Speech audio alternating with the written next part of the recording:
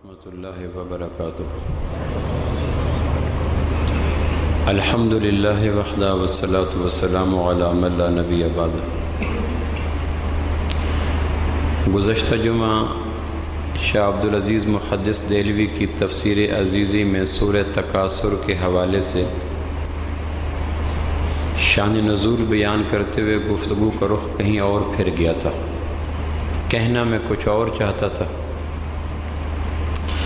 لیکن وہ گفتگو اپنے راستے پہاڑی نالوں کی طرح خود بناتے بناتے دائیں بائیں چلی گئیں، جس کا مرکزی موضوع یہ تھا اس سوچ کو دل و دماغ میں بحیثیت میزبان نہ آنے دیں کہ میں فلاں سے بہتر ہوں۔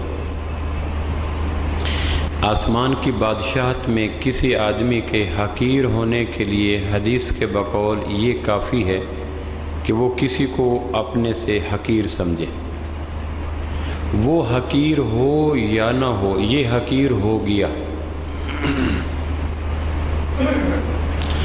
اس لیے امام غزالی رحمہ اللہ لکھا ہے کہ کسی گنہگار کو بھی اس کے گناہ پہ تانا مت دو، عین ممکن ہے کہ وہ توبہ کر لے اور وہ توبہ کر کے اپنے گناہوں کو نیکیوں میں بدل چکا ہو، اور میں ابھی تک اس کے اوپر ملامت کے، ندامت کے تازیانے مار رہا ہوں۔ تو اس خیال کو پوری طرح جھٹکیں، ریئیکٹ کریں، مزاحمت کریں، بیریئر لگائیں، بند باندھیں کہ میں اس سے بہتر ہوں۔ یہ خیال کسی روپ میں، کسی شکل میں، کسی لیول میں آدمی کے اندر اگر خیمہ زن ہو جائے تو اس کی نیکیاں ہوا میں یوں برباد ہو جاتی ہیں جس طرح کٹی پتنگ ہوا کے اندر بے بوقت ہو جاتی ہے۔ یہ سوچ سب سے پہلے شیطان کے ذہن پہ آئی تھی، انا خیر منہ۔ تو شاہ عبدالعزیز محدث دہلوی رحمہ اللہ نے تفسیر عزیزی میں لکھا ہے، عرب کے دو قبیلے آپس میں ٹکرا پڑے، بنی سہم، بنی عبد مناف۔ ہر قبیلے کا دعویٰ یہ تھا کہ میں آپ سے بہتر ہوں، میری بہتری کو تسلیم کرو، میں آپ سے بڑا ہوں، میری بڑائی کو مانو۔ دوسرا قبیلہ پہلے قبیلے کو کہہ رہا تھا کہ اپنے دعوے کی دلیل دو، تم میرے سے بڑے ہو تو کس پہلو میں ہو، کس اینگل سے ہو، کس حوالے سے ہو۔ تو جب بنی سہم نے بنی عبد مناف کو کہا کہ تم اپنی بڑائی ہم سے تسلیم کروانا چاہتے ہو تو اپنے بڑے ہونے کا ثبوت دو۔ تو عربوں میں سب سے قیمتی چیز سرخ اونٹ تھے، جس طرح آپ پراڈو کہہ لیں، پجارو کہہ لیں، لینڈ کروزر کہہ لیں، لیموزین کہہ لیں، مختلف گاڑیاں، تو یہ بڑی چھوٹی گاڑیاں۔ عربوں میں ہاں سب سے عمدہ سواری اونٹ تھی، تو بنی عبد مناف والے اپنے اونٹ لے کے آئے کہ ہمارے پاس اونٹ زیادہ ہیں۔ تو بنی سہم نے کہا کتنے اونٹ رکھتے ہو؟ انہوں نے بتایا 100، 200، 4 ABC جتنے بھی تھے۔ تو بنی سہم نے کہا اتنے ہی تو ہمارے پاس ہیں، اور یہ کہہ کر انہوں نے عملاً اپنے ریوڑ میں، اپنے باڑے میں کھڑے ہوئے اونٹوں کو دکھلا دیا۔ اس نے کہا بولو اب کیسے بڑے ہو؟ اگر بڑائی کی بنیاد اور علت یہ تھی کہ اونٹ زیادہ ہیں تو وہ تو ختم ہو گئے، وہ تو برابر نکلے، اب بولو۔ تو بنی عبد مناف نے کہا ہمارے پاس بھیڑ بکریوں کے ریوڑ زیادہ ہیں۔ عربوں کا سب سے قیمتی سرمایہ تھا بھیڑ بکریوں کے ریوڑ۔ تو بنی سہم نے کہا کتنے ریوڑ رکھتے ہو؟ انہوں نے کہا اتنے۔ تو کہا اتنے تو ہمارے پاس بھی ہیں۔ کو 19-20 کا فرق نکلا۔ اس نے کہا اب بولو تم بڑے کیسے ہو؟ تو اس نے کہا ہمارے پاس وادیاں، مکی صورت ہے، ہمارے پاس وادیاں زیادہ ہیں، پہاڑ زیادہ ہیں۔ تو اس نے کہا کون کون سے پہاڑ تمہارے قبیلے کے نام ہیں؟ انہوں نے بتایا فلاں پہاڑ، فلاں پہاڑ۔ اس نے کہا اتنے پہاڑ تو ہمارے پاس بھی ہیں، اب بولو۔ تو اس نے کہا ہمارے پاس مین پاور زیادہ ہے، افرادی قوت زیادہ ہے، ہمارا قبیلہ افراد کے اعتبار سے، ووٹ بینک کے اعتبار سے، برادری کے اعتبار سے زیادہ ہے۔ بنی سہم نے کہا کتنے افراد رکھتے ہو اپنے قبیلے میں؟ انہوں نے کہا اتنے۔ تو انہوں نے کہا پھر ہمارے گن لو، شاید ہمارے زیادہ نکلیں۔ کہا اب بولو اب تم بڑے کیسے ہو؟ اونٹ برابر، بھیڑ بکریاں برابر، ریوڑ برابر، مین پاور برابر، افرادی قوت برابر، ووٹ بینک زیادہ، تو وہ تو کوئی دعوے کی دلیل تو کوئی نہیں۔ تو اس پر آخر پہ وہ کہنے لگے بنی عبد مناف والے کہ ہمارے مرے ہوئے لوگوں کی تعداد تمہارے مرے ہوئوں سے زیادہ ہے۔ تو انہوں نے کہا چلو قبرستان جا کے یہ بھی گن لیتے ہیں۔ تو عملاً یہ دونوں قبیلے اپنے مرحومین کی قبروں کی گنتی کے لیے قبرستان پہنچ گئے اور قبروں کی کاؤنٹنگ شروع کر دی۔ یہ میرا ماموں، یہ اس نے کہا میرا پھوپھا، اس نے کہا میری دادی، اس نے کہا میرا باپ، یوں گنتے گنتے جب ان کی اخلاقی گراوٹ، ذہنی گراوٹ کا مقام یہاں تک پہنچا کہ زندہ لوگ مرنے والوں کی تعداد سے بڑا ہونے لگے۔ مقابر پرست، اکابر پرست، زر پرست، جب زندہ لوگ اپنے حوالہ مرنے والوں سے دیں کہ میں فلاں کی اولاد میں سے ہوں، تو مر جانا چاہیے کہ یہ کوئی حوالہ ہے تمہارا؟ تم بتاؤ تمہارے فرد عمل میں کیا ہے، تمہارے کارہائے نمایاں کیا ہے؟ جن کا حوالہ دے رہے ہو وہ 500 سال پہلے کے لوگ ہیں۔ اب اس وقت زمانہ تم سے پوچھتا ہے کہ تمہارے اخلاق، معاملات، کردار، اپنا بیاض عمل پیش کرو، اپنی فرد عمل پیش کرو۔ مرنے والوں کے نام کو کیش کروا کے اپنی بد عملی پہ پردہ مت ڈالو۔ یہ بانج قوموں کا تصور ہے، حقیر لوگوں کا کانسیپٹ ہے، فرد عمل سے خالی لوگوں کا ترہ امتیاز ہے۔ رہا فطرت لہو ترنگ ہے، غافل نہ جل ترنگ۔ اقبال کہتا ہے کہ زمانہ تو اپنا کردار دیکھتا ہے، آباء و اجداد کے نام پہ اس زمانے کے اندر کسی کو وقت نہیں ملتی۔ انہوں نے کہا یہ ہمارا باپ، اس نے کہا یہ دادا۔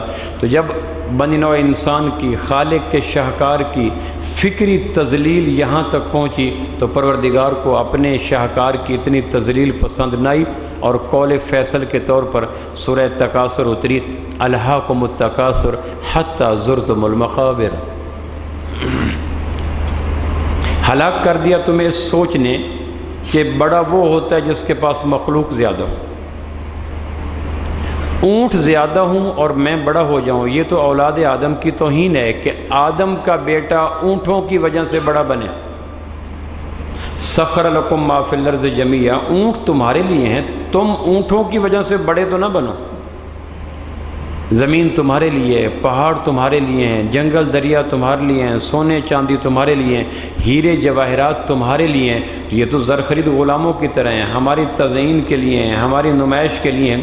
تو یہ چیزیں عزت پاتی ہیں ہماری وجہ سے۔ سونا پہاڑوں میں پڑا ہے، آدمی کی دسترس نہیں گئی، منوں ٹنوں بیکار پڑے، لیکن جب آدمی کا ہاتھ لگا ہے تو پھر ماشے تولے۔ تو سونے کو اترانا چاہیے کہ مجھے آدم کے ہاتھ نے قیمتی بنایا، نہ کہ کم ظرف کو اترانا چاہیے کہ میں نے اتنی بڑی رنگ پہنی ہوئی ہے۔ یہ تو بانج پن ہے نا، فکری اعتبار سے کتنا لولا لنگڑا کانسیپٹ ہے کہ میں نے اتنی بڑی رنگ پہنی ہوئی ہے، چین پہنی ہوئی ہے، کنگن پہنے ہوئے ہیں، پازیب پہنے ہوئے ہیں، میں بڑا ہوں۔ کا پاگل سونا یہ تفاخر کرے تو اس کو زیب دیتا ہے، تو سونے کی وجہ سے بڑا نہیں بنا۔ ٹنوں منوں سونا بیکار پڑا تھا جب تک اولاد آدم کی دسترس نہیں ہوئی، جب آپ پہنچ گئے تو سونے کی وقت بن گئی۔ تو سونا وقی ہوا، عظیم ہوا، قیمتی ہوا میری وجہ سے۔ اب میں کہوں کہ میں بڑا ہوں سونے کی رنگ کی وجہ سے، یا چین کی وجہ سے، یا انگوٹھی کی وجہ سے۔ چولستان میں چلے جائیں تو مربعوں کے مربع پڑے ہیں، اولاد آدم نہیں پہنچی تو کوئی 50,000 روپے کا مربع بھی لینے کے لیے تیار نہیں ہے، حالانکہ یہی زمین ہے۔ تو فیصل آباد کی زمین پہ انسان پہنچ گیا تو یہاں 50 لاکھ مرلہ بھی بعض جگہوں پہ دستیاب نہیں ہے۔ تو زمین کی وقت بنی آدم کے بیٹے کی وجہ سے۔ کتنا پسماندہ اور فکری اعتبار سے لولا لنگڑا وہ ہے جو زمینوں کی وجہ سے اپنا قد اونچا کرے کہ میرے پاس زمین اتنی ہے، میں بڑا آدمی ہوں۔ آسمان کے تاروں کو اس آدمی کے اس ذہنی کیفیت پر پرسہ دینا چاہیے کہ یہ کتنا مینٹل آدمی ہو گیا، زمینوں کی وجہ سے بڑا بن کے بیٹھا ہے۔ اگر زمینیں بڑا بنانی تو چولستان، راجستھان کی زمینیں وہ بھی تو زمین نہیں ہیں۔ سو یہی حال پہاڑوں کا ہے، یہی حال زمین کی رگوں میں تیرنے والا تیل بے وقت ہے، لیکن جب اولاد آدم کی پہنچ ہو جاتی ہے تو وہ لیٹروں میں بکتا ہے۔ تو تیل قیمتی بنا آدم کی وجہ سے، نہ کہ آدم قیمتی بن جائے پیٹرول پمپ کی وجہ سے۔ تو انہوں نے کہا ہم بڑے ہیں۔ کہا کس طرح بڑے ہو؟ کہ ہمارے پاس یہ زیادہ ہیں۔ زمین زیادہ ہے، پہاڑ زیادہ ہیں، افراد زیادہ ہیں، اونٹ بھیڑ بکریاں زیادہ ہیں، حتیٰ کہ ہمارے مرے ہوئوں کی تعداد زیادہ ہے۔ اس پہ قرآن نے آ کے بیچ میں یہ صورت آئی، الہاکم التکاثر، ہلاک کر دیا تمہیں ایک دوسرے پر سبقت کے شوق نے۔ اس نے 1 کنال کی کوٹھی بنائی ہے، میں 2 کی بنا لوں، اس نے 2009 کی کار رکھی ہے، میں 12 کی رکھ لوں، اس نے فلاں سوٹ پہنا ہے، میں فلاں سوٹ پہن لوں۔ ہلاک کر دیا اولاد آدم کے اخلاق کو، کردار کو، گفتار کو، اس غلط سوچ نے کہ میں کس طرح مادی چیزوں کی کثرت سے دوسرے پر عظیم بن جاؤں۔ حتیٰ زرتم المقابر، یہاں تک کہ اسی سوچ کی وجہ سے تم قبرستانوں میں جا پہنچے، مرنے والوں کو بھی معاف نہ کیا کہ تم جانتے نہیں ہو 4تھی پشت پہ میرا کون باپ ہے۔ تو کہا یہ عزت 4تھی پشت والے کے لیے تھی چونکہ اس نے اعمال کیے تھے، تیرا اس میں کوئی رول نہیں ہے۔ ورنہ نوح علیہ السلام کا بیٹا کنعان فخر کرے کہ میرا باپ نوح ہے، تو قرآن نے اس کو کنڈیم کیا، خبردار تمہارے اس کے عمل صالح نہیں ہیں۔ آسمان والے کے نزدیک وزن اعمال پہ ہوتا ہے، خون پہ نہیں ہوتا، حسب نسب پہ نہیں ہوتا۔ ورنہ عزت اور توقیر کے پھریرے ابو لہب کے سر پہ آنے چاہیے تھے، بلال حبشی کے چہرے پہ کیوں ہے؟ ابو لہب تو کتنا قریبی رشتہ ہے، سگا چچا ہے۔ تو قرآن نے کہا تبت یدا ابی لہب وتب، یہ کہہ کر بتلایا گیا کہ کوئی خونی رشتوں پہ ناز نہ کرے، کوئی برادری قبیلے پہ ناز نہ کرے، اپنا فرد عمل ظاہر کرو، میرے اندر یہ چیزیں ہیں، اس بنا پہ عظیم بنو۔ مرنے والوں کی ہڈیوں کے اوپر اور ان کے تذکروں کے اوپر اپنی عزت کے محل بنانے کی کوشش نہ کرو۔ یہ زمانے زوال کی سوچیں ہوتی ہیں، جب اپنا فرد عمل خالی ہو جاتا ہے تو پھر مرنے والوں کے نام کیش کروائے جاتے ہیں۔ حتیٰ زرتم المقابر، یہاں تک کہ تم قبروں میں جا پہنچے۔ کلا سوف تعلمون، اگر تمہارے ذہنوں میں یہ خناس ہے، ان کو کہا جا رہا ہے بنی سہم اور بنی عبد مناف کو، اور ان کے تسلسل میں ان لوگوں کو جو ان قبیلوں کے فکری میراث کے وارث ہیں، کہ اگر تم بھی یہ سوچ رکھتے ہو کہ بڑا وہ ہے جس کے پاس مادی نقشے ہوں تو گھبراؤ نہیں۔ کلا سوف تعلمون، ان قریب جب تمہارے وجود کے اوپر نزع کا عالم طاری ہوگا، جسم کی کشتی فنا کے گھاٹ کے سمندر میں اترے گی، تمہارے جسم کے اعضاء تڑاخ تڑاخ کر کے ٹوٹیں گے اور تمہارا جسم بکھراؤ کی زد میں آ جائے گا، اور پھر تم لاش بن کے قبر کے اندر اتر جاؤ گے تو تمہیں اندازہ ہو جائے گا مادی نقشے والے بڑے ہوتے ہیں یا اعمال والے بڑے ہوتے ہیں۔ سیدہ زینب رضی اللہ عنہا، امام کائنات کی سب سے بڑی صاحبزادی، جب وفات ہوئی تو اللہ کے محبوب قبر میں پہلے خود اترے، پھر قبر کی دیواروں کو کچھ ارشاد فرمایا، پھر آپ باہر نکلے تو آپ کے چہرہ مبارک زرد تھا، پھر آپ فرمایا میری شہزادی کو میرے حوالے کرو، پھر زینب کو پکڑا، قبر کے اندر رکھا، چہرہ قبلہ کی طرف کیا، باہر آئے، مٹی ہموار کی اور کہا منہا خلقناکم وفیہا نعیدکم ومنہا نخرجکم تارۃ اخری۔ صحابہ کہتے ہیں ہم نے اللہ کے محبوب کے روح انور کو دیکھا، چہرہ مبارک کو دیکھا، اتنی اداسی تھی، اتنی پریشانی تھی، ہماری تو جان نکل گئی کہ اللہ کے محبوب کو کیا ہوا۔ قبر میں خود لیٹے، کچھ خود کلامی کی، شہزادی کو پکڑا، اندر لیٹایا، چہرہ قبلہ کی طرف کیا، باہر نکلے، مٹی کو ہموار کیا اور رنگ مبارک زرد تھا۔ تھوڑی دیر کے بعد آپ مسکرا پڑے۔ صحابہ کہتے ہیں ہمارے اوپر بہار آ گئی، ہم نے کہا اضحک اللہ سنک، اللہ آپ کو مسکراتا رکھے، آپ ہنسے تو ہمارے اندر زندگی آ گئی، آپ مغموم ہوئے تو ہماری روح نکل گئی۔ ہوا کیا تھا؟ آپ نے ارشاد فرمایا میں قبر کے اندر اترا تھا زینب سے پہلے، اور میں نے قبر کی دیواروں کو کہا تھا میری زینب آ رہی ہے، میری یاد میں سب سے زیادہ ستائی جانے والی میری مظلوم بیٹی آ رہی ہے، اور وہ قبر کے اندر آ رہی ہے۔ میں نے دیواروں کو کہا تھا زینب کو کچھ نہ کہنا، زینب پہلے بڑی تھکی ہوئی ہے، ہجر کی ماری ہوئی ہے، زخموں سے چور ہے۔ میں نے دیوار دائیں کو کہا، بائیں کو کہا، سر کو کہا، پیٹھ والی دیوار کو کہا، نیچے والی دیوار کو کہا، میں نے دیواروں کو کہا زینب کو کچھ نہ کہنا، زینب کو کچھ نہ کہنا۔ تو جب میں یہ کہہ چکا تو از چہار جانب سے دلگیر آوازیں آئیں، اللہ کے نبی اگر زینب نبی ہے تو ہم کچھ نہیں کہیں گے، اور اگر زینب غیر نبی ہے تو آسمان والے نے پیغام بھیجا ہے جو بھی غیر نبی تیرے اندر اترے گا تو ہم نے 6 سمتوں سے اس کو ہلا جلا کے دیکھنا ہے۔ دائیں دیوار آگے آئے، بائیں دیوار آگے آئے، سر کی دیوار آگے آئے، پیٹھ کی دیوار آگے ہے، چھت کی دیوار آگے ہے، اور پاؤں کی دیوار آگے ہے۔ 6 طرف کی دیواروں نے آ کر خوب بھونچال پیدا کرنا ہے، جھٹکا دینا ہے۔ اگر زینب ہے نبی تو میری دیواریں آگے ہو نہیں سکیں گی، اگر زینب ہے غیر نبی تو میری دیواروں کو کوئی نسبت روک نہیں سکتی۔ ہاں اگر آپ چاہتے ہیں کہ میری دیواریں آگے نہ بڑھیں تو پھر آسمان والے سے فریاد کر دیں، وہ نظام قدرت بدل دے۔ آج تک اولاد آدم سے لے کر اس وقت تک اللہ کا دستور یہی ہے، نبیوں کے علاوہ جو دفن ہوگا، جس قبیلے کا ہے، جس برادری کا ہے، جس عمر کا ہے، جس تفاخر کا ہے، جس ٹائٹل کا ہے، قبر نے اس کے اندر کی کیفیات کو دیکھنے کے لیے کہ اندر یقین صحیح لایا یا غلط، اعمال صحیح لایا یا غلط، سوچ صحیح لایا یا غلط، معاش صحیح لایا یا غلط، اخلاق صحیح لایا یا غلط، یہ مانوی چیزوں کو دیکھنے کے لیے قبر بڑی تیزی کے ساتھ دفن ہونے کے بعد 6 دیواروں کے ساتھ آگے آتی ہے، یہ دیکھنے کے لیے کہ اندر کیا لایا۔ نبیوں کے علاوہ کیونکہ نبی پاک پوتر ہوتے ہیں، روئیں روئیں میں طہارت، تازگی، پاکیزگی ہوتی ہے، سو میری دیواریں نہیں جاتی۔ باقی غیر نبی جس سٹیٹس کا آئے گا میں نے دیکھنا ہے۔ آج تک تو اللہ کی سنت یہی تھی، اگر آپ زینب کے حوالے سے میرے سے فیور لینا چاہتے ہیں تو میں اللہ کے حکموں کو ماننے والی ہوں، آپ اللہ کے حکموں کو پہنچانے والے ہیں، نہ آپ تبدیلی کرنے والے ہیں، نہ میں نافرمانی کرنے والی ہوں۔ سو آپ اللہ سے کہیں مہربانی کر کے زینب کے حوالے سے سابقہ پروگرام کو بدل دے اور نئی ترتیب لا دے، زینب کو بھی وہی سہولیات مل جائیں جو نبیوں کو ملا کرتی ہیں۔ جب دیواروں سے یہ آوازیں مجھے آئیں تو میں چپکے سے باہر آ گیا، میں نے شہزادی کو پکڑا، قبر کے حوالے کیا، باہر آ گیا اور آسمان والے کی طرف متوجہ ہو کے کہا، پروردگار مہربانی فرما، میری زینب آ رہی ہے، قبر کی دیواروں کو نرمی کا معاملہ تو حکم دے دے، اور اگر قبر نے اپنا ہی کام کرنا ہے اس ناگزیر اور مشکل حالات میں میری زینب کا خاص تعاون فرما۔ جب میں نے یہ دیکھا، قبر کی مٹی ہموار کر کے باہر اترا اور اوپر پانی کا چھڑکاؤ کیا، پروردگار نے مجھے اندر کا منظر دکھلایا، دیواریں بڑی تیزی کے ساتھ بجلی کی کڑک کے ساتھ دائیں بائیں سے آگے بڑھی، لیکن میری زینب کے وجود اقدس سے نکلنے والے نورانی اعمال نے قبر کی دیواروں کو دھکا دے کے صدیوں کے فاصلے پہ کر دیا۔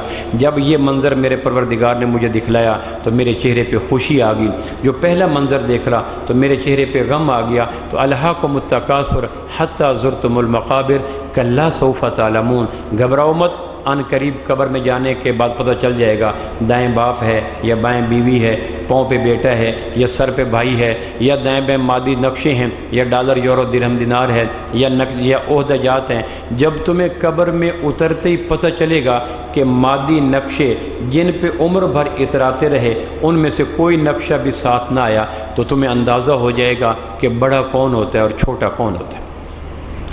صفیہ اللہ کے محبوب کی سگی پھوپھو ہیں، آپ نے ایک دفعہ فرمایا صفیہ اس خیال میں نہ رہنا کہ نبی کی پھوپھو ہو، قبر میں اعمال کام آئیں گے، قبر میں نسبتیں کام نہیں آتی۔ کچھ لوگوں نے بدعملی کو فروغ دینے کے لیے نسبت کا اتنا تسلسل دیا کہ شراب پی کے مر جاؤ، جھوٹ بول کے مر جاؤ، لوگوں کو اذیت دے کے مر جاؤ، تمہاری نسبت بڑے اعلیٰ خاندان کے ساتھ ہے، سو قبر کی دیواریں تمہیں کچھ نہیں کہہ سکیں گی۔ یہ اللہ کا عادلانہ نظام ہے، وطن عزیز کی عدلیہ نہیں ہے کہ جو شخص فیصلہ کرنے سے پہلے چہروں کو دیکھے، حسب نسب کو دیکھے، پس منظر پیش منظر کو دیکھے کہ جس کو پنش دینی ہے، اس کے تو وجود کے اوپر عرصہ دراز تک ایک فوجی یونیفارم رہی ہے، لہٰذا اس کو پنش دینے سے پہلے 20 دفعہ سوچنا پڑے گا۔ تو یہ وطن عزیز کی عدالت نہیں ہے کہ انصاف کرنے سے پہلے شخصیات کا چہرہ دیکھے، اس کا حوالہ دیکھے، اس کا بیک گراؤنڈ دیکھے۔ یہ اللہ کی قبر ہے، قبر یہ اس بات کو نہیں دیکھا کرتی کہ اس کے رگوں میں فلاں کا خون ہے یا اس کا حسب نسب چھٹی پشت میں فلاں کے ساتھ ہے۔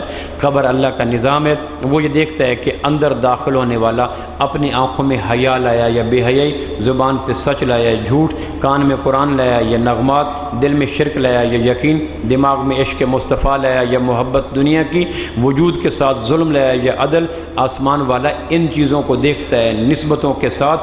اتنے نسبتوں کو غیر ضروری طوالت دے کر اسلام کے عادلانہ نظام کے اوپر لوگوں کو مشکوک مت کرو کہ یہ کیسا نظام ہے کہ ایک آدمی فلاں قبیلے میں پیدا ہو گیا، اس کا اس قبیلے میں پیدا ہونے میں کیا کمال ہے، لہٰذا اس کو کچھ بھی نہیں ہوگا، یہ شراب پیے، جھوٹ بولے، زنا کرے، قتل کرے، چونکہ یہ فلاں قبیلے میں پیدا ہو گیا سو اس کو کچھ نہیں کہا جائے گا۔ تو ہم تو عقیدت کی وجہ سے چپ ہو جائیں گے، لیکن اغیار تانے ماریں گے کہ یہ کیسا دین ہے کہ چند لوگ جو خاص قبیلے میں پیدا ہو جائیں وہ دنیا بھر کے کرپٹ ہوں، دنیا بھر کے سیاہ روح ہوں اگر، اور اس کے باوجود ان کو کچھ نہ کہا جائے کیونکہ ان کی چھٹی پشت میں فلاں کا خون ہے۔ یہ ایک ایسا غیر فطری لاجک کے خلاف کانسیپٹ ہے کہ اگر اس کو مان لیا جائے تو اسلام کے پاکیزہ دامن کے اوپر لوگ انگلیاں اٹھانے لگ جائیں گے۔ الہاکم التکاثر حتی زرتم المقابر کلا سوف تعلمون ثم کلا سوف تعلمون، ان قریب تمہیں پتہ چل جائے گا۔ تو اسلام سے پہلے تصور یہ تھا کہ بڑا کون ہے، یہ اسلام سے پہلے ڈارک ایج میں تصور یہ تھا کہ بڑا کون ہے۔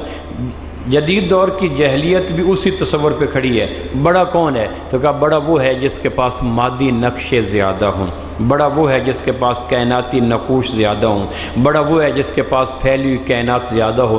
اس تصور کو آ کے اسلام نے رد کیا، کہا نہیں بڑا وہ نہیں ہے جس کے پاس کائناتی نقشے زیادہ ہوں۔ مکان کھنڈر بن جاتے ہیں، لباس چتھڑے بن جاتے ہیں، گاڑیاں برباد ہو کر چلی جاتی ہیں کھنڈرات کے اندر، یا گاڑیاں برباد ہو کر چلی جاتی ہیں غلط جگہ پر۔ تو جو آدمی گاڑی پر، مکان پر، کھنڈرات پر، لباس پر بڑا بنتا ہے تو کل من علیہا فان، کل نفس ذائقۃ الموت، کل شیء ہالک الا وجہہ، تو بڑا وہ نہیں ہے جس کے ساتھ مخلوق زیادہ ہو۔ اس کے مقابلے میں اسلام نے کانسیپٹ یہ دیا کہ بڑا حقیقی معنوں میں وہ ہے جس کے ساتھ اللہ ہو جاتا ہے۔ باقی کائنات میں مادی نقشوں کی بنا پہ کوئی بڑا نہیں بنتا۔ مغلیہ خاندان کا جا کے دیکھے شاہی قلعے کو اب کیا بنا پڑا ہے۔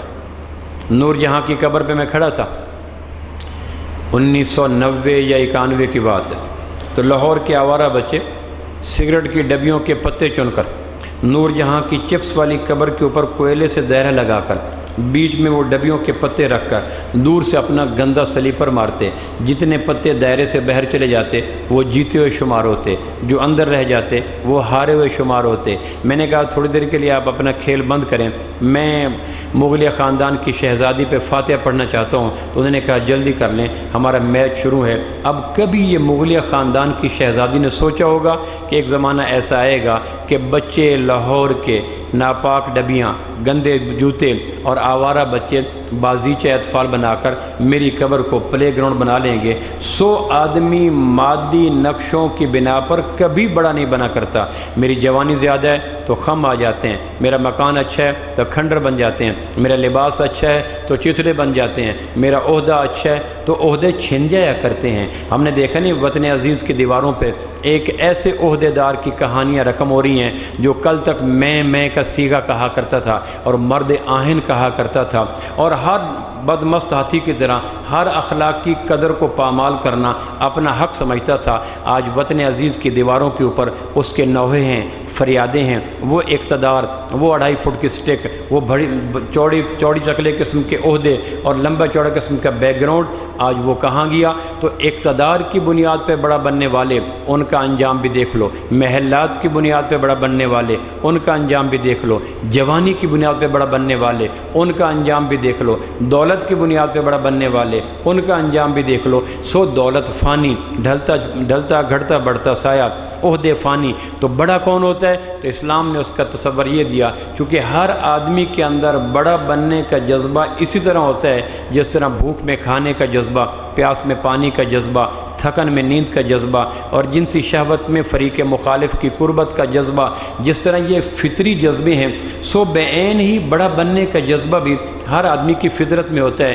ہم دیکھتے ہیں ننھے منے بچے دادا ابا کی سٹک اٹھا کر گھر میں چل رہے ہوتے ہیں، ان کے ذہن میں یہ ہوتا ہے کہ دادا ابو کی چھڑی اٹھا کے چلیں گے تو ہم بھی بڑے بن جائیں گے، دادا ابو کی پگڑی سر پہ لے لیں گے تو ان کا ذہن یہ کہتا ہے کہ دادا ابو پگڑی کی وجہ سے بڑا بننا ہے، ہم بھی پگڑی لے لیں گے، دادا ابو کے جوتے پہن لیں گے اور وہ اس کے ساتھ کہ دادا ابو کے جوتا پہننے سے میں بھی بڑا بن جاؤں گا، دادا ابو کی اینک لگا لیں گے تو ان کے ذہن میں ہوتا ہے کہ دادا ابو بڑا بننے ہیں پگڑی کی وجہ سے، اینک کی وجہ سے، جوتے کی وجہ سے۔ تو بچپن میں اس فطری ذوق کی تسکین کے لیے اپنے وہ جوتے پہن لیں گے، اینک پہن لیں گے، تو یہ ایک انسان کا فطری جذبہ ہے۔ تو آسمان والا کہتا ہے اس فطری جذبے کی تسکین کا فطری حل میں دیتا ہوں، مال ملک پیسہ ٹکا یا پھیلے ہوئے کائناتی نقشے یہ بڑا تمہیں نہیں بنائیں گے۔ تمہارا بڑا بننے کا اصل طریقہ یہ ہے کہ سب سے بڑی ذات کو اپنے ساتھ لے لو، تم ہمیشہ کے لیے بڑے بن جاؤ گے۔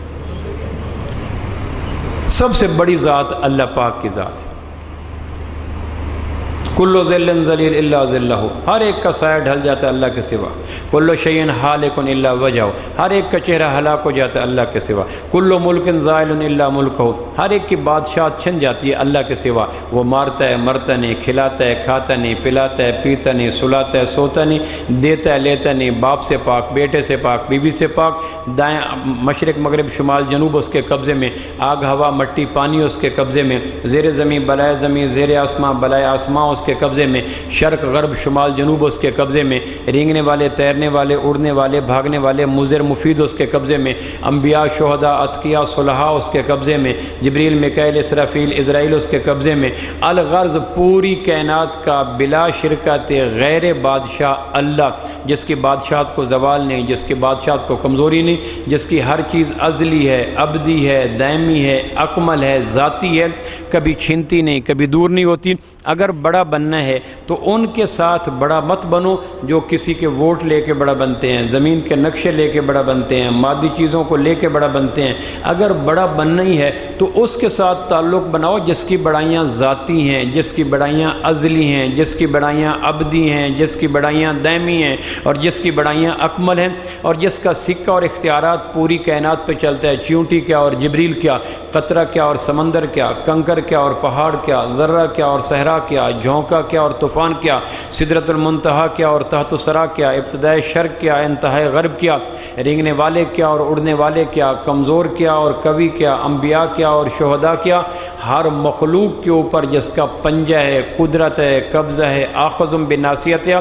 اللہ کہتا ہے اگر بڑا بننا چاہتے ہو دنیا میں، بڑا بننا چاہتے ہو نزع میں، بڑا بننا چاہتے ہو قبر میں، بڑا بننا چاہتے ہو پل صراط پر، بڑا بننا چاہتے ہو میزان حشر میں، بڑا بننا چاہتے ہو میزان کے وقت، تو اس بڑا بننے کا دائمی ابدی طریقہ ہم تمہیں بتاتے ہیں، اور وہ یہ ہے کہ اللہ کو اپنا بنا لو، کائنات کی ساری بڑائیاں تمہارے قدموں کے اندر آ جائیں گی۔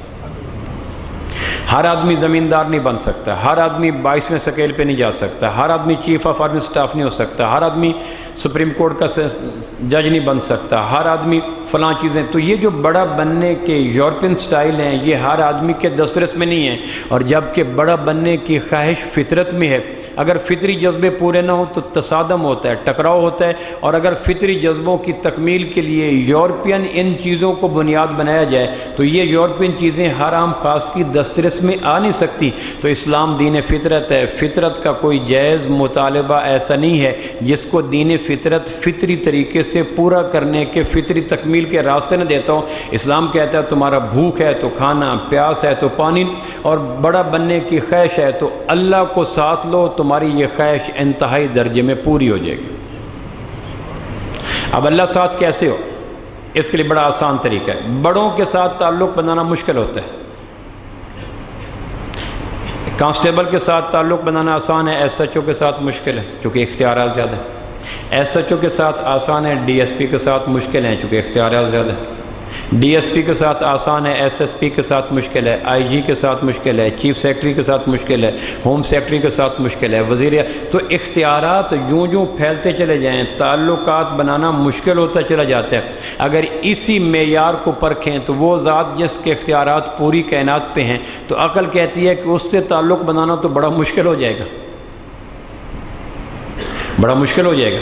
تو اسلام نے کہا نہیں گھبراؤ مت، بڑا بننے کا راستہ بھی ہم نے بتلایا اور اس کا فطری طریقہ بھی ہم بتا دیتے ہیں۔ لو بے بڑا کیسے بنو کہ اللہ کو ساتھ لو۔ اللہ کو ساتھ لینے کا طریقہ کیا ہے؟ تو قرآن مجید نے اس کا جواب دیا ہے، قل ان کنتم تحبون اللہ فاتبعونی یحببکم اللہ۔ ایک کام تم کر دو، اپنے آپ کو میرے محبوب کے حوالے تم کر دو، پھر تم مجھ سے محبت کرو یا نہ کرو میں تم سے محبت کرنے لگ جاؤں گا۔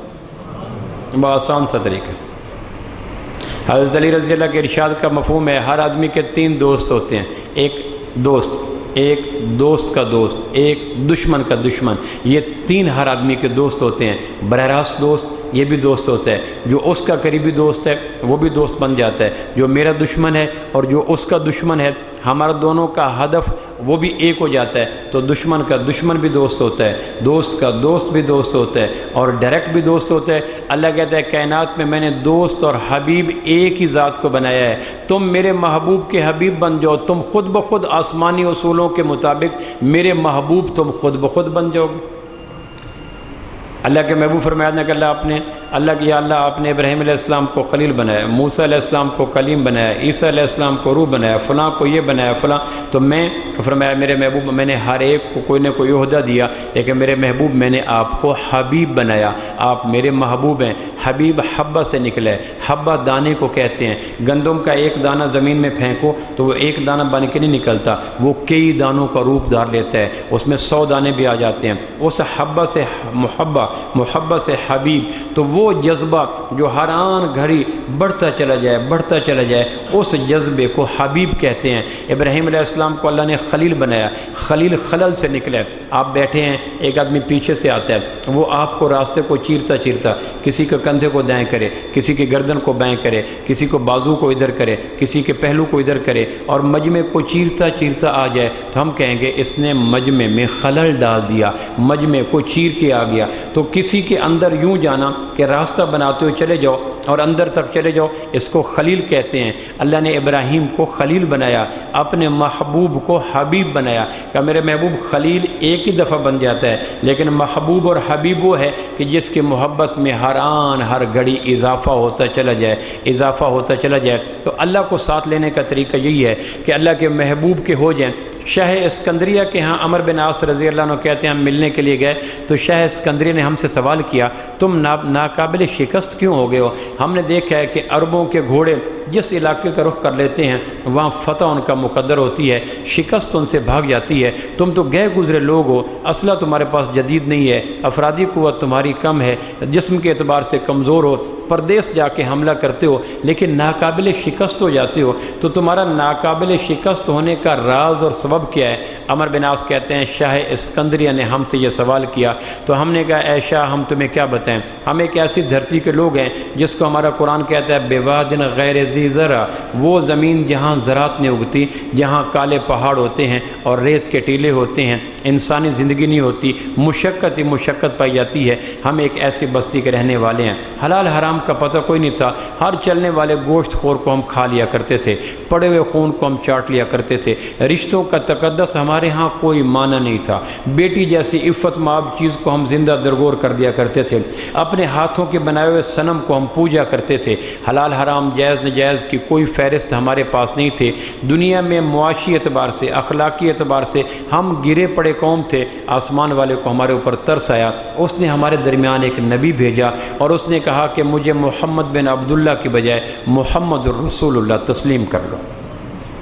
وہ ہمارے پاس ایک رسول آیا، اس نے کہا تمہارے زمینیں سونا اگلیں گی، آسمان تمہارے اوپر بارشیں برسائے گا، زمین تمہارے اوپر سونا اگلے گی، آج چہار جانب سے تمہارے اوپر خیریں آئیں گی، شرط یہ ہے کہ مجھے محمد بن عبداللہ کی بجائے محمد الرسول اللہ تسلیم کر لو۔ ہم نے کہا کیسے تسلیم کریں؟ اس نے کہا جس نے مجھے بھیجا ہے وہ مجھے کہتا ہے وما محمد الا رسول ما کان محمد ابا احد من رجالکم ولکن رسول اللہ محمد الرسول اللہ، کہنے کہ میں خود نہیں کہہ رہا، جس نے مجھے بھیجا ہے وہ کہتا ہے مجھے رسول مان لو۔ تو ہم نے اسے کہا اگر ہم محمد بن عبداللہ کے بجائے محمد الرسول اللہ مان لیا تو اس کا ہمارے اوپر اطلاق کیا ہوگا، ذمہ داریاں کیا ہوں گی؟ تو پھر اس نے کہا کہ پھر میں تمہیں جو دوں گا تمہیں لینا ہوگا، جس سے روکوں گا تمہیں رکنا ہوگا۔ تو میں نے کہا اس کی، ہم نے پوچھا اس کی دلیل کیا ہے؟ تو کہنے لگے اللہ کہتا ہے وما ارسلنا من رسول الا لیطاع باذن اللہ، رسول اس لیے مانا جاتا ہے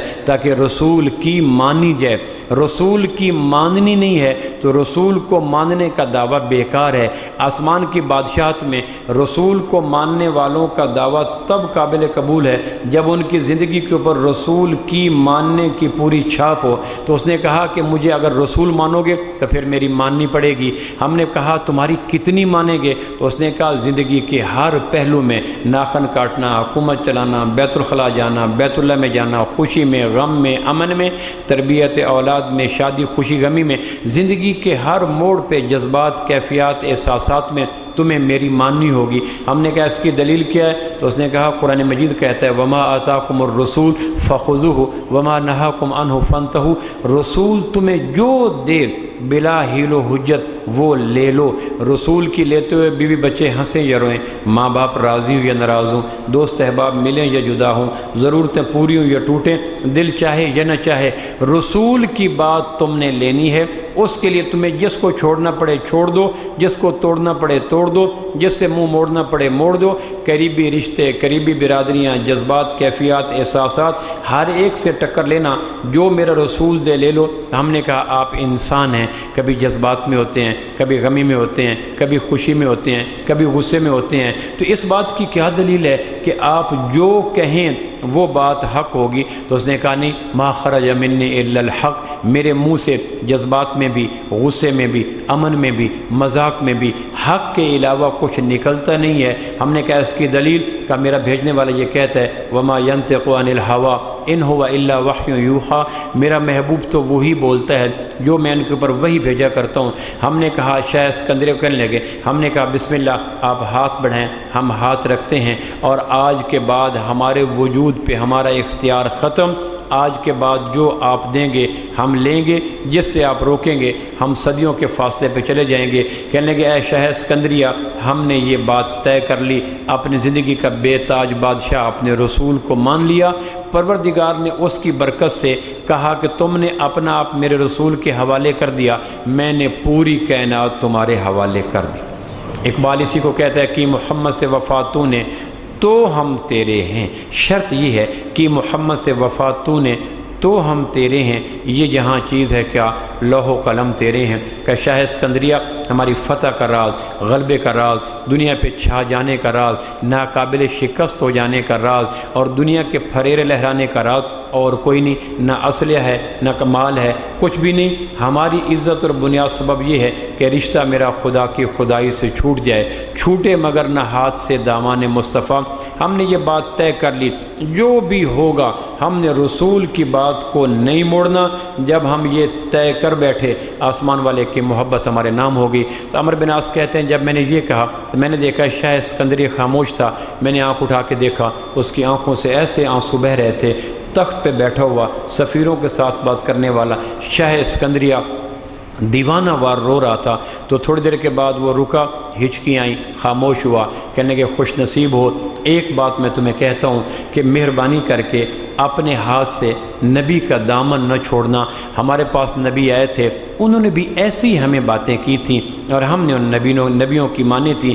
اس طرح زمین کے وارث بنے، اس طرح زمین کی برکتیں اوپر آئیں، اس طرح وجود میں صحت آئی، اس طرح اغیار کا حبیب بنے، اس طرح دنیا میں ہم چھا گئے۔ لیکن کم نصیبی سے پھر کچھ ہوس پرست بادشاہ ہمارے بیچ میں آئے، انہوں نے کہا کب تک نبیوں کے طریقوں کو سنبھال کے چلو گے؟ ہمارے پیچھے چلو، زمانہ بدلا ہے، حالات بدلے ہیں، دور بدلا ہے، تقاضے بدلے ہیں، کب تک اپنا رشتہ یوں دیوانہ وار نبی کے ساتھ جوڑ کے رکھو گے؟ کچھ تبدیلیاں کرو، کھلی سانس میں ہوا لو، بدلتے فیشن کا ساتھ دو، نئی ترتیب کا ساتھ دو۔ ہماری کم نصیبی، ہم بلندیوں کے مکین لوگ تھے، پست فکر بادشاہوں کے کہنے پر ہم بلندیوں سے نیچے اترے اور نبی کا دامن چھوڑا۔ جس طرح بلندیوں سے پتھر پھسلتا ہے تو پھر راستے میں کوئی پتھر اس کو پناہ نہیں دیتا، پھر کئی پتھر پھسلتے پھسلتے گہرائیوں میں آ کے گرتا ہے۔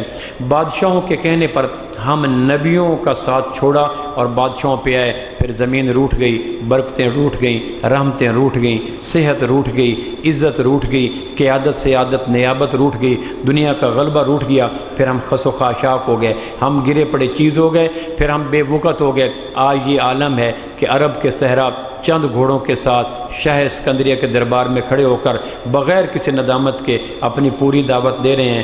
ہم نے بادشاہوں کا کہنا مانا، نبیوں کا دامن چھوڑا، کچھ دن کے لیے شیطان نے ہمیں تھپکی دی، پھر ذلتوں کی ایسی کالی غار کے اندر گرے کہ جہاں روشنی کا کوئی گزر نہیں تھا، سکون کا کوئی گزر نہیں تھا، عافیت کا کوئی گزر نہیں تھا، ہم اندھی غار کے اندر داخل ہو گئے۔ روتے ہوئے شاہ اسکندریہ نے کہا اپنے ساتھیوں سے کہنا کہ جو چھوڑنا پڑے چھوڑ دینا، جو توڑنا پڑے توڑ دینا، جس سے منہ موڑنا پڑے موڑ دینا، اپنے نبی کا دامن نہ چھوڑنا، عزتیں تمہاری خانہ زاد ہوگی، غلبہ تمہارا خانہ زاد ہوگا۔ پہاڑوں سے ٹکراؤ گے انہیں جگہ چھوڑنی پڑے گی، سمندروں سے ٹکراؤ گے انہیں راستے دینے پڑے گے، آندھیوں سے ٹکراؤ گے انہیں باد نسیم بننا پڑے گا، کثرت سے ٹکراؤ گے وہ خس و خاشاک ہو جائیں گے، دنیا کے بے تاج بادشاہ بن جاؤ گے اگر دنیا میں تم اپنے نبی کے ساتھ رہو گے۔ اور اگر کم نصیبی سے تم بھی بلندی کے پتھر کی طرح ایک دفعہ لڑک گئے بادشاہوں کی وجہ سے، عزیز و اقارب کی وجہ سے، تو پھر دنیا میں تمہیں کہیں عزت نہیں ملے گی، پھر غیروں کے گھوڑے آ کے تمہارے محلوں میں دستک دیں گے اور تم بھی ذلیل ہو جاؤ گے۔ تو عمر بن عاص کہنے لگے کہ میں نے اس سے کہا تھا شاہ اسکندریہ سے کہ دعا کرنا اللہ ہمارا رشتہ ہمارے نبی کے ساتھ مضبوط رکھے۔ قبرص کا جزیرہ فتح ہوا تو مسلمانوں نے اہل قبرص کو پکڑ کر ان کے باغوں کے تنوں کے ساتھ قید کر دیا۔ ان دنوں لچکدار شاخوں کے اوپر میوے دار پھل لٹک رہے تھے۔ اہل قبرص کو پکڑا، رسیاں لیں اور انہی کے باغوں کے تنوں کے ساتھ ان کو باندھ دیا۔ کوئی یہاں چیخ رہا ہے، کوئی وہاں رو رہا ہے، باپ ادھر، بیٹا ادھر، بیوی ادھر، ماں ادھر، ان کی دلدوز چیخیں آ رہی تھیں اور صحابہ خوش ہو رہے تھے کہ اللہ نے اہل قبرص پہ ہمیں فتح دی، مال غنیمت دیا، ان کے باغوں کے رسدار پھل ہم کھائیں گے، ان کے محلات میں ہم رہیں گے، ان کی جمع پونجی لے کے جائیں گے، اور یہ فتح کا دن ہے کہ قبرص فتح ہو گیا۔